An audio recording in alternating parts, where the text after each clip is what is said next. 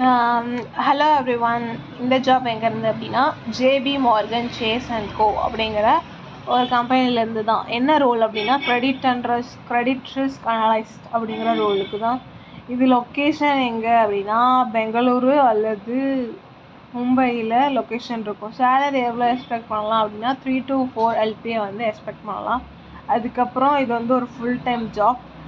இது வந்துட்டு என்னன்னா ஒரு இப்போது கேஒய்சின்னு அது கம்ப்ளீட் ஆகலைன்னா என்ன ப்ராப்ளம் அப்படின்னு அதை அனலைஸ் பண்ணி அதுக்கு ஒரு சொல்யூஷன் கண்டுபிடிப்போம் இல்லையா, அதுதான் ஒர்க்கு. இது வந்து ஃபுல் டைம் ஜாப்.